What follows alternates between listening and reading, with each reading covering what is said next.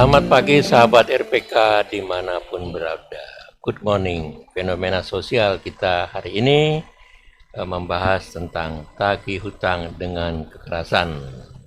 Topik kita ambil dari kejadian-kejadian nyata. Baik, sudah hadir di depan saya ada dua narasumber kita. Pertama Bang Agus Dharma Wijaya, beliau adalah masyarakat biasa, korban daripada perlakuan kekerasan yang dilakukan oleh debt collector ataupun penagih hutang. Saya sapa dulu. Selamat pagi Bang Dharma. Ya, saya panggilnya Bang Dharma atau Bang apa nih yang enaknya? Ya, Dharma. Ya, Bang Dharma. Ya, silakan disapa dulu sahabat kita. Selamat pagi. Selamat pagi, sahabat RPK. Iya. Saya Agus Dharma Wijaya. Hari ini hadir di RPK. RPK. Iya, baik. Ya, sekarang terima kasih Bang Dharma. Ya. Hari ini kita juga kedatangan pengacara kita. Beliau masih muda. Beliau adalah Bang Daniel Dohar Pakpahan, SHMH.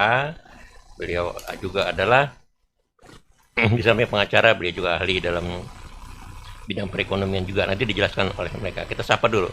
Selamat pagi, Bang. Siapa nih? Bang Daniel aja ya, Bang Siap. Daniel ya. Siap, Bang Silakan Daniel. disapa pemirsa kita. Halo, shalom semuanya, sahabat Ya. RPK. Saya Daniel Doar Pakpahan. Profesi saya advokat, kurator dan konsultan haki. Semoga dapat memberikan ilmu pengetahuan yang saya miliki dengan baik. Iya. Baik, good morning pagi ini bukan hanya good morning di Jakarta karena RPK sudah memiliki streaming ya. Kemarin itu dari luar pulau, dari Sumatera juga banyak ya. Kami sapa dulu semua pemirsa yang ada di Indonesia. Kalau mau berpartisipasi silakan. Kalau Jakarta itu 0218043 kali. Kalau mau WA streaming ada. Kalau untuk yang WA-nya 0815 18444. Saya ulangi 0815 18444. Baik, saya akan sapa dulu Bang Agus Dharma Wijaya. Jadi keluhan apa yang dialami oleh para penagih hutang ini gitu. Mungkin pemirsa ataupun sahabat kita dimanapun berada ini ingin tahu seperti apa gitu kejadiannya. Silakan. Ya, selamat pagi seluruh sahabat RPK. Saya salah satu masyarakat Indonesia yang mengalami suatu Perlakuan buruk ya. suatu kekerasan ya, perbuatan melawan hukum, di mana saya salah satu konsumen dari perumahan besar Yo, cukup besar, yaitu Sumarekon. Ya, Saya ya, di ya. sana membeli rumah secara bertahap, tapi dalam perjalanan waktu saya mengalami kesulitan. Saat itu yang kita tahu pada tahun 2020 saya mengalami masalah ekonomi pandemi 2021 ya. Ya, itu jangan. Kejadiannya tepatnya di bulan April, pada tanggal 21 April 2021, di mana di sana ketika saya mengalami pembayaran yang kesulitan untuk membayar angsuran pada Sumarekon, cash bertahap langsung dengan PT salah satu pengembang di Sumarekon. Iya, salah satu pengembang aja ya. Salah Itu. satu pengembang. Salah satu pengembang. Saya mengalami kesulitan membayar, tepatnya pada endingnya ketika saya mengajukan permohonan untuk perpanjangan waktu, saya tidak diperkenankan. Tiba-tiba saya mendapatkan surat pengosongan secara paksa, di mana surat pengosongan paksa tersebut pada tanggal 20 April 2021. Di sana saya didatangi oleh Penagih hutang ya, atau hutang. ya, Ya, atau debt collector ya. sekitar 30 sampai 40 orang. Oh, iya. 30 sampai 40 orang. Sebelumnya ketika saya mendapatkan surat pengosongan paksa, saya melakukan upaya hukum dengan melalui Pengadilan Negeri Tangerang.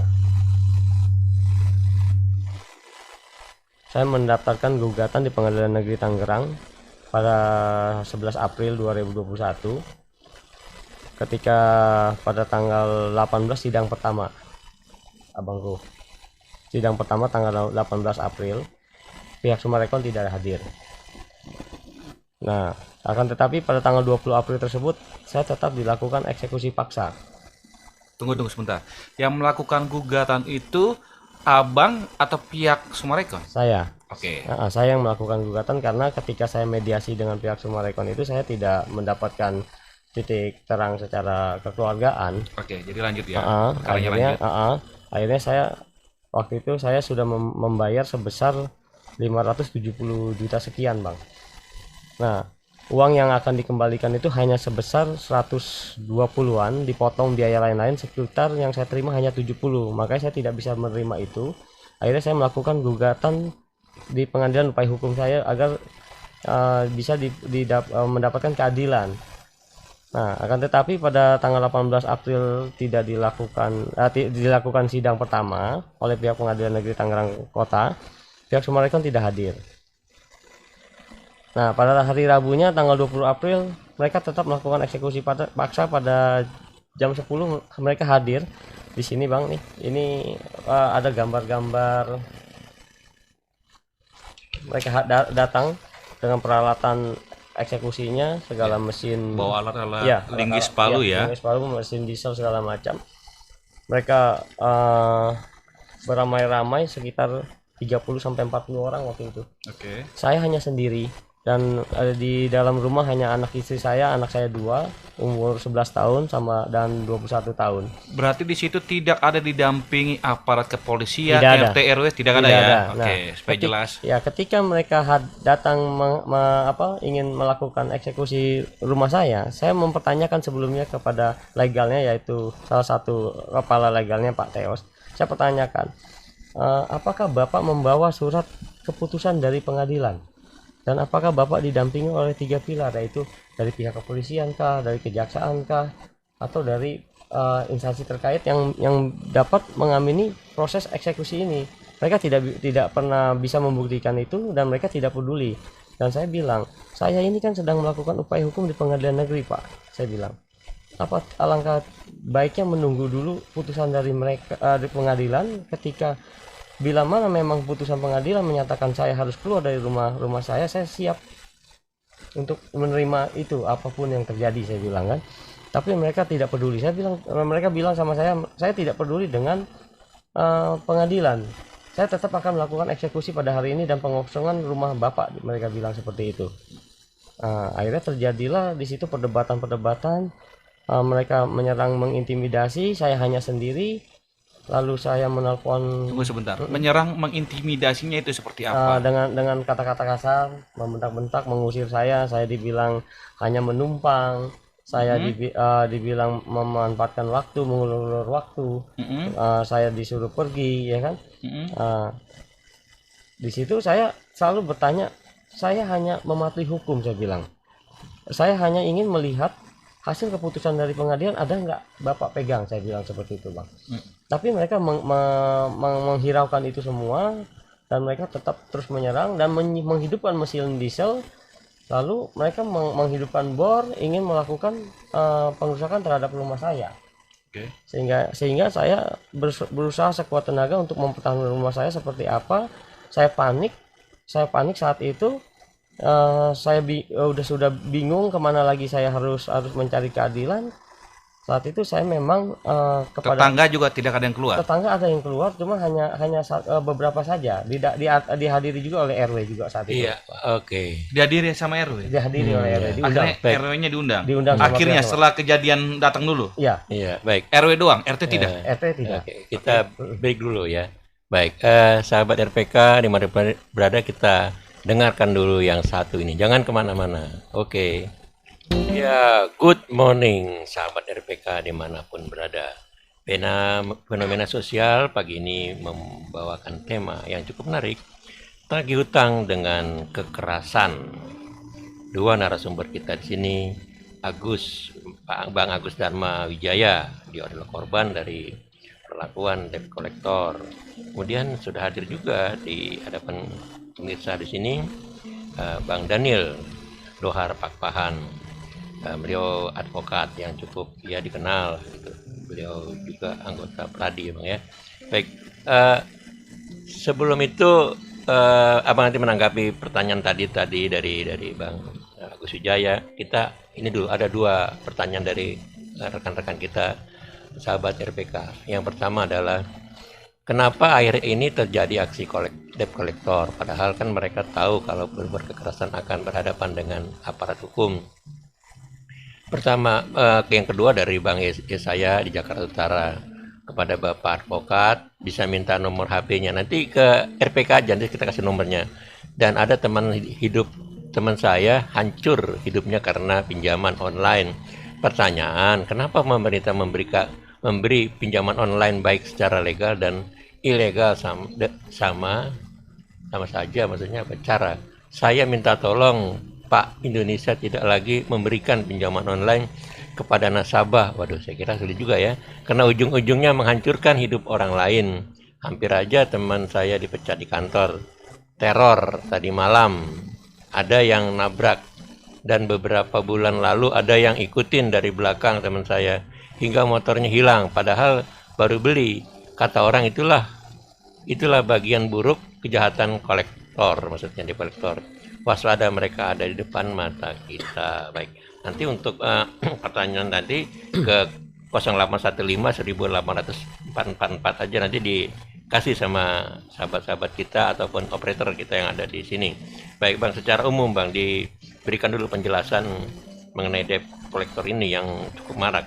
Kalau artis itu cepat gitu tanggapin, tapi ini karena masyarakat biasa betul, ini betul. sulit ini ya. Silakan. Ya, mau artis, mau masyarakat biasa, semua punya hak yang sama di depan hukum. Iya. Ya, tetapi faktanya jika kita diam, Iya.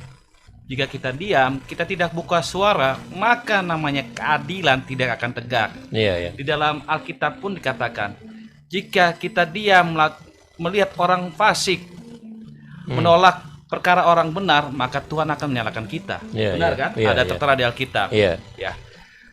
Debt collector juga cari makan, ya kan? Iya. Tetapi caranya salah apabila melakukan kekerasan. Tidak diizinkan apabila melakukan kekerasan itu dibiarkan. Dan tidak benar juga apabila tadi apa dikatakan di situ pemerintah memberikan izin pinjaman online. Harus digarisbawahi. Iya. Itu PT itu harus dipisahkan. PT dengan pemerintah itu harus dipisahkan. PT itu kan izinnya itu untuk berusaha. Berusahanya itu apa? Itu kan legal. Kalau tidak mau pinjaman online, ya jangan berutang. Ya, jangan lebih besar pasak daripada tiang. Giliran ditagih tidak mau bayar. Tetapi giliran mau pinjam uangnya kita mau. Mungkin karena gaya hedonisme hidup di kota-kota besar itu yang membuat kita kadang-kadang ya udah gue pinjam deh. Tetapi giliran bayarnya tidak bisa ya. Itu suatu dilema. Ya bagaimana juga kalau misalnya ada teror-teror, sebisa mungkin harus ada saksi di situ yang melihat. Apabila ada kekerasan, yuk laporkan ke pihak kepolisian. Ada ranahnya kok, masing-masing ada ranahnya. Jika tidak mengerti masalah hukumnya, yuk cari teman-teman advokat yang dikenal supaya bisa mendampingi, memberikan perlindungan hukum, pendampingan hukum yang baik dan benar untuk memberikan rasa keadilan yang sedang diperjuangkan. Itu sih menurut tema saya. Iya, baik. Ada lagi dari Jagres ya, Pak Jagres. Apakah di negeri ini hukum masih tumpul ke bawah maksudnya? Apa tajam maksudnya ke bawah, tumpul ke atas. Baik. Saya kira tidak, mungkin karena nanti kita tanyakan kepada Bang Daniel keluhan-keluhan daripada sahabat kita. Baik tadi Bang, saya kira itu saya sebutkan aja bahwa ada developer besar yang memperlakukan nasabahnya dengan tidak baik. Silakan Bang. Ya, seharusnya tidak seperti itu ya. Hidup ini kan kalau cara penyampaian komunikasi dua arah yang baik itu kan bisa selesai dengan baik-baik, ya toh. Toh ranahnya ada sedang diproses digugat di Pengadilan Negeri Tangerang Kota ya. Ya seharusnya sih menghormati putusan itu. Terus kenapa terjadi eksekusi liar saya katakan di situ ya. Karena tidak didampingi pihak kepolisian. Adapun pihak kepolisian baru datang itu akhir-akhir ya. Ya, Benar ya, benar ya. Setelah kejadian ya. Ya, setelah kejadian ya. Di sini yang menarik ini Bang, ketika eksekusi paksa itu mengakibatkan saya tulang rusuk saya retak 3 dan kepala saya bocor. Oke. Mengakibatkan itu. Dan tidak ditahan pelakunya. Itu sudah divisum. Sudah dipisah, bahkan saya dirawat di rumah sakit selama 4 hari. Mm-mm. Di situ yang saya bingung, di sini kan sudah cukup 2 alat bukti ketika saya lapor. Mereka ditangkap pada malam harinya sekitar jam 7 malam, jam 19 waktu Indonesia Barat. Mereka melakukan penangkapan, pengamanan mungkin ya. Tapi ketika saya menjadi saksi di Polres Tangerang Selatan dengan penyidik, mereka sudah ditetapkan menjadi tersangka. Oke. 3 tersangka, 1 DPO. Tapi jam 1 siang pada tanggal 21 Aprilnya dilepas. Dilepas. Dengan memberi jaminan lepas itu siapa? Dengan alasan kebijakan pimpinan. Kebijakan pimpinannya nama siapa? Waktu itu ya XS gitulah kita. ya kebijakan pimpinan aja. Mereka penyidik tidak berani menyebutkan siapa, cuma hanya abang tahulah siapa pimpinan kita, dia bilang gitu. Nah, yang lebih menariknya lagi ketika kasus ini berjalan dengan saya ada luka rusuk retak 3, luka kepala bocor, kasus saya diberhentikan di SP3. Di SP3 pada tanggal 12 Juli 2020 ini ada suratnya 12 Juli 2022. Oke. Setahun kemudian di SP3. Akhirnya saya kan melakukan prapit ya Bang ya. Oke. Nah, di prapit saya menang Bang. Oke. Di prapit saya menang, kasus ini benar-benar ada perbuatan melawan hukumnya, ada perbuatan pidananya pun ada, dan bahkan banyak perbuatan-perbuatan yang efektif untuk dijadikan pasal-pasal lain gitu Bang. Oke, berarti kasus ini tetap dibuka dong? Dibuka. Oke. Tapi kemarin 21 Maret 2023 saya di SP3 lagi Bang. Cukup menarik, SP3-nya 2 kali Abang. Dasarnya apa? SP3-nya? Kurang cukup bukti. Padahal rusuk saya retak 3, kepala saya bocor, masuk rumah sakit 4 hari. Oke. Kurang cukup bukti. Pertanyaan saya kepada abang nih sebagai korban ya. Ah. Apakah abang didampingi seorang pengacara? Saya didampingi Bang. Oke. Didampingi. Langkah-langkah hukum apa saja yang sudah dilakukan oleh pengacara abang? Kami sudah banyak melakukan bersurat, demo di Mabes Polri, demo di Mabes Polri saya sudah juga. Demonya itu demo seperti apa? Ada 180 media kami demo. 180 media demo maksudnya Di Mabes Polri untuk terkait tentang dilepasnya preman-preman yang sudah melakukan diduga melakukan yang sudah melakukan perbuatan melawan hukum pada saya, yang ada yang membanting ya kan, yang sampai saya rusuk saya retak 3 itu. Kami demo kok tersangkanya dilepas gitu loh, dengan 2 alat bukti, laporan saya, saksi, visum. Kenapa dilepas? Kami demo Bang. Itu demonya diliput media? Diliput. Tapi memang saya belum ada media mainstream yang meliput saat itu. Kami hanya media-media online. Oh, media online ya? Ya betul, media-media online. Makanya saya di sini dengan Radio RPK, semoga saya bisa mendapatkan awal mencari keadilan untuk saya, gitu Bang Daniel. Oke, kalau menurut tema saya kepada rekan advokat yang sedang mendampingi abang, tetap itu surat diteruskan. Ya. Mau sebudek apapun pimpinan kepolisian Republik Indonesia, tetap harus mendengar suara jeritan rakyat yang mencari keadilan. Harus melihat bukti yang ada, fakta yang ada, jangan ditelantarkan. Jangan coreng kembali citra kepolisian. Itu loh. Menurut tema saya harus tetap disurati. Ya, karena kan saya mendengar sebelumnya dari Kapolda kemarin kan ada pembahasan berantas premanisme. Ya. Nah, ada kasus yang cukup menarik kemarin kan, yang sudah viral, artis mobil Alphard menunggak dengan dekolektor diambil, sampai Kapolda dan Pak Hengki memerintahkan ditangkap.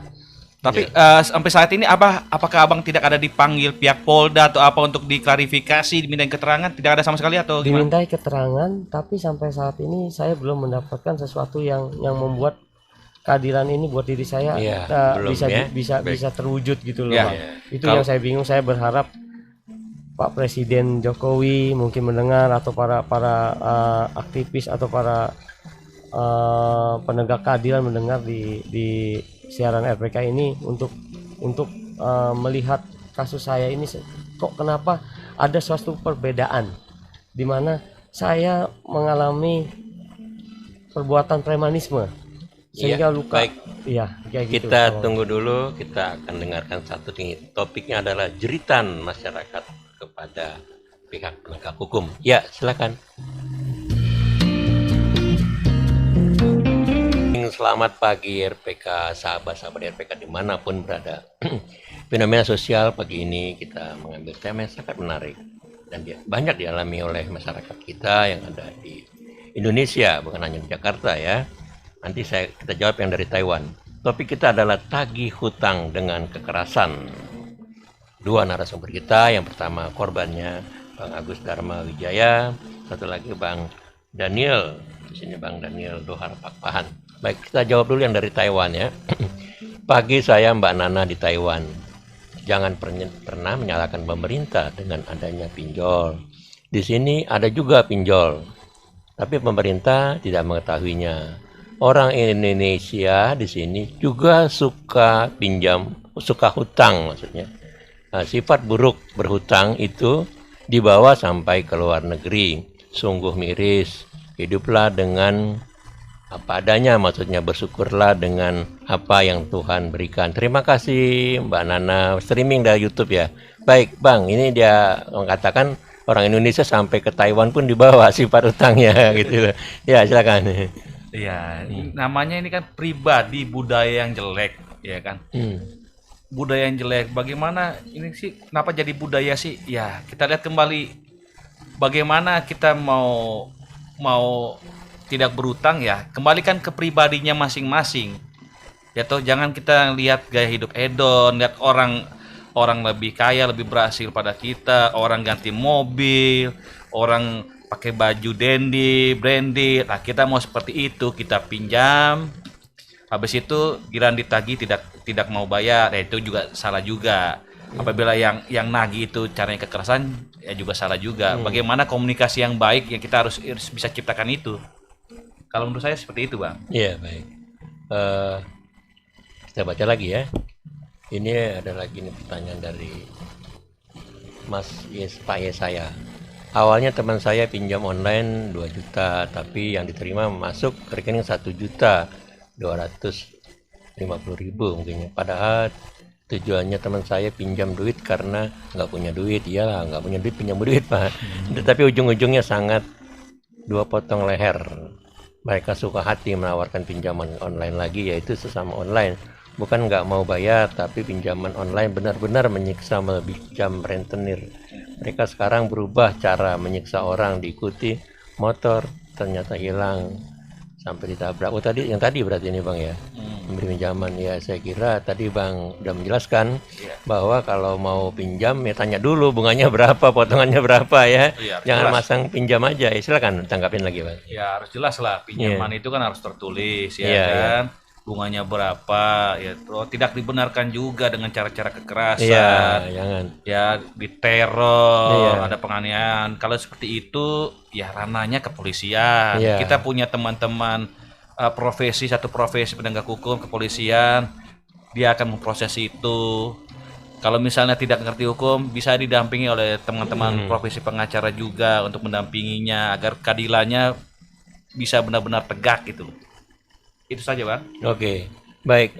Kita kembali lagi ke Bang Agus. Apa yang ingin disampaikan lagi keluhannya kepada para sahabat-sahabat RPK dan pengacara? Silakan. Ya, pertanyaan saya untuk Bang Daniel atau mungkin juga kawan-kawan RPK di Manapun berada. dimanapun berada, yaitu pertanyaannya simpel, Bang Daniel. Apakah ketika saya sedang melakukan upaya hukum di pengadilan negeri untuk masalah eksekusi paksa rumah saya, apa sebelum keputusan pengadilan itu inkrah, apakah para eksekutor tersebut sah secara hukum untuk melakukan eksekusi paksa sehingga mengakibatkan luka-luka terhadap diri saya? Lalu pertanyaan kedua, apakah itu sudah murni suatu perbuatan pidana? Abang, Oke, terima kasih.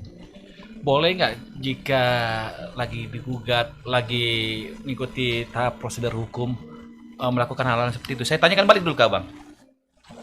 Yang saya Awamnya lah. ya tidak boleh. Oke. Ya, Hal itu yang akan saya jawab juga tidak boleh. Karena kita harus mentaati proses hukum yang ada. Sampai diketok inkrah, berkekuatan hukum tetap, baru boleh eksekusi.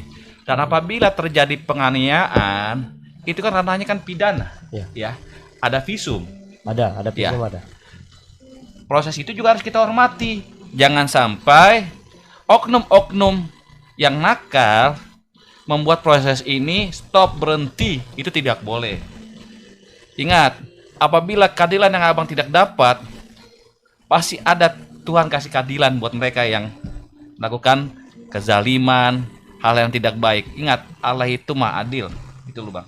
Tetap semangat, jalanin prosesnya bang. Itu loh. Karena Tuhan akan menunjukkan jalan yang terbaik buat abang. Namanya adil, Amin. tetap adil. Amin. Itu kalau menurut saya bang. Amin. Terima kasih Bang Daniel. Iya, baik. Saya kira ini Bang, kita lihat tahun 2021, 2022, 2023. Iya.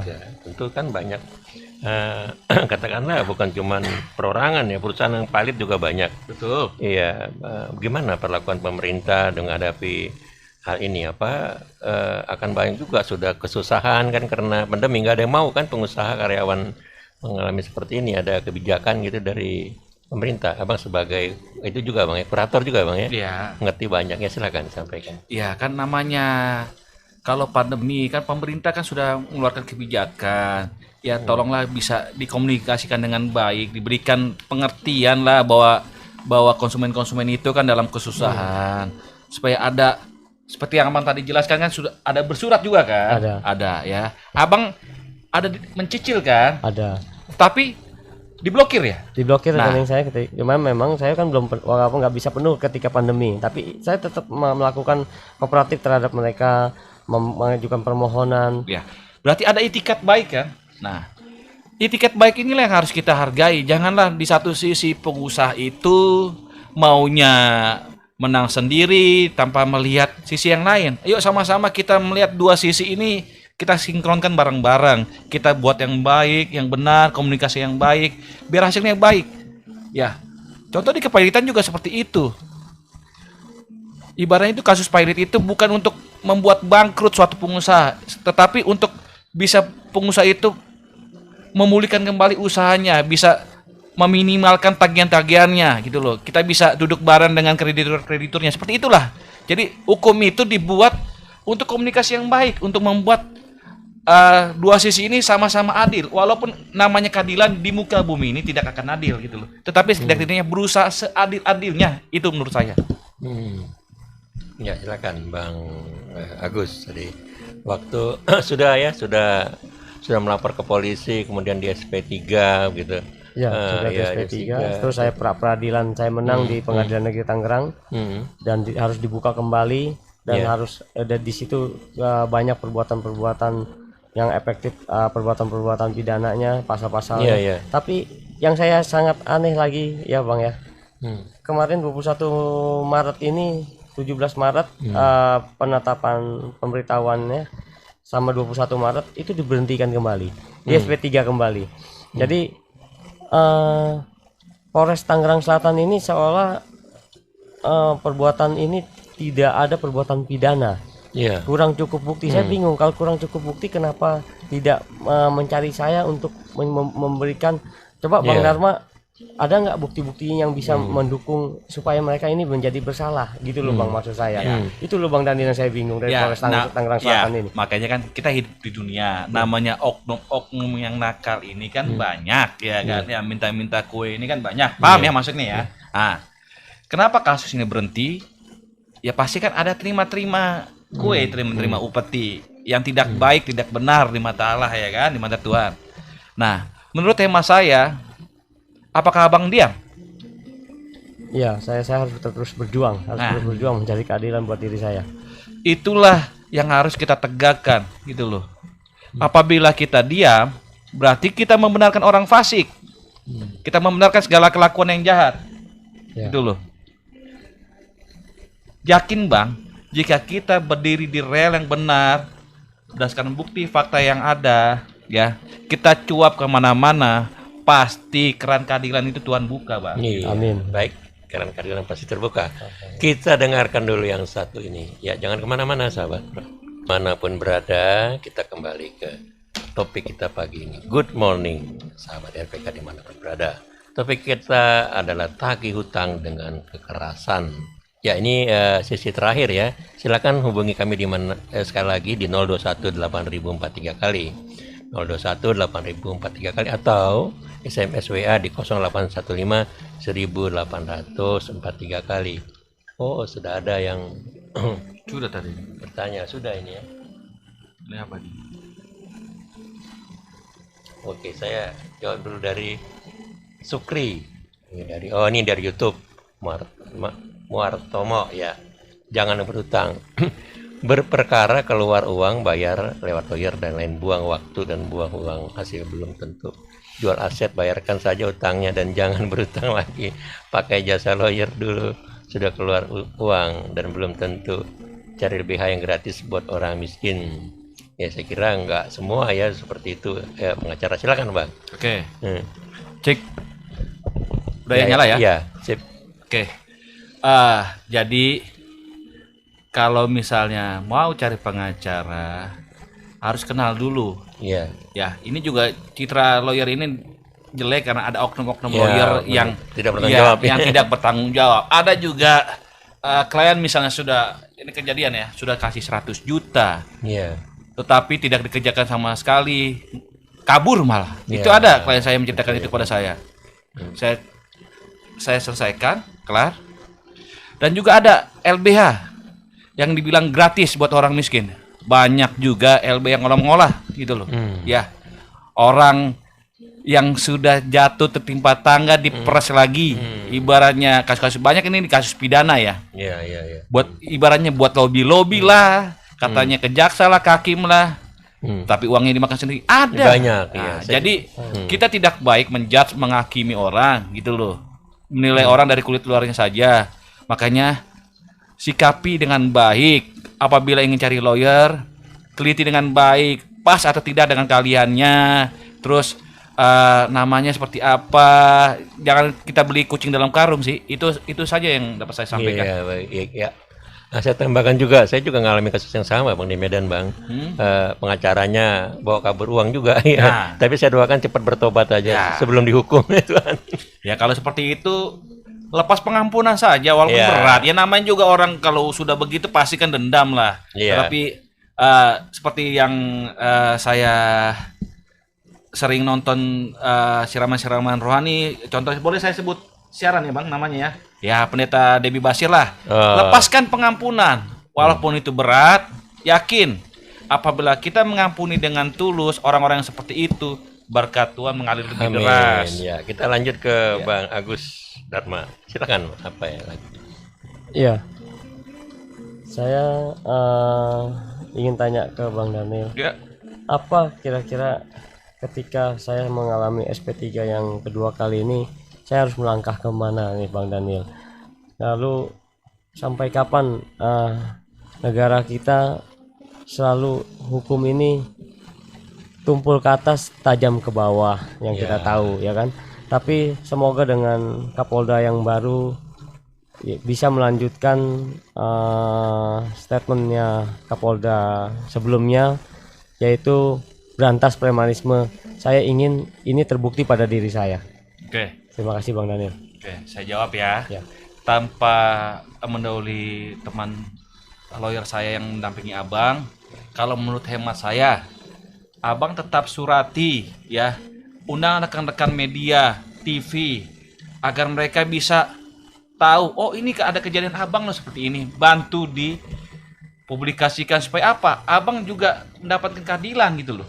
Karena ini keadilan ini hak pribadi orang yang harus kita perjuangkan, dan janganlah kita mengumbar-ngumbar statement berantas premanisme segala macam, tetapi kinerja hasilnya tidak ada. Jadi ibaratnya omongan dan kinerja itu haruslah sejalan seimbang.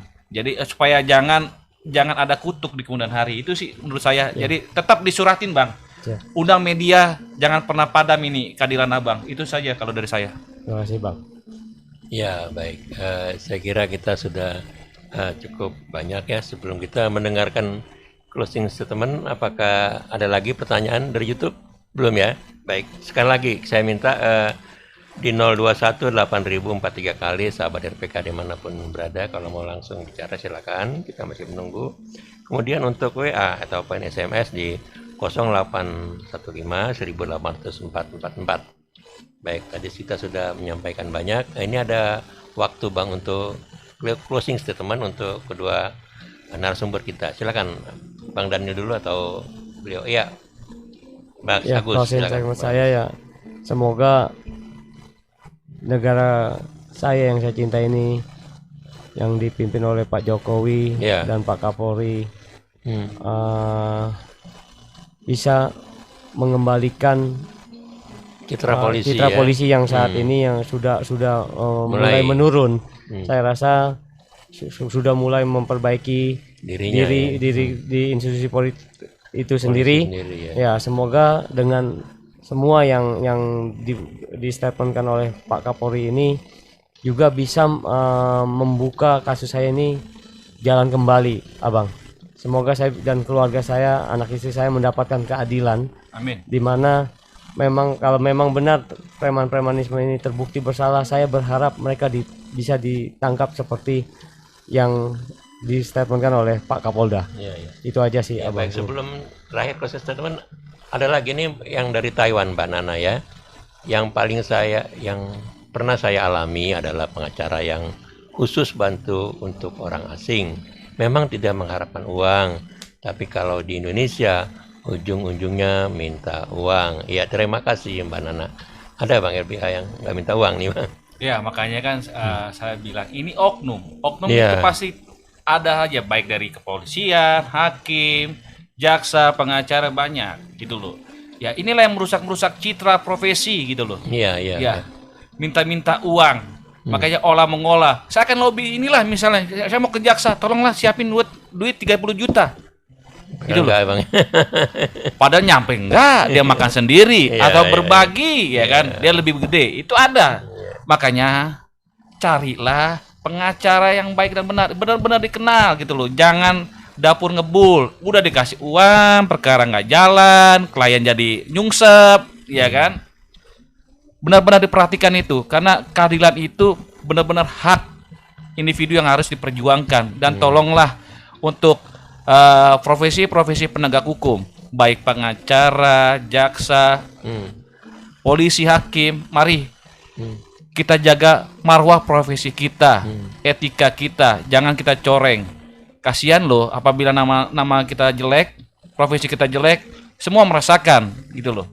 Jangan gara-gara nilai setitik rusak susu sebelanga, jangan cari untung sendiri gitu loh.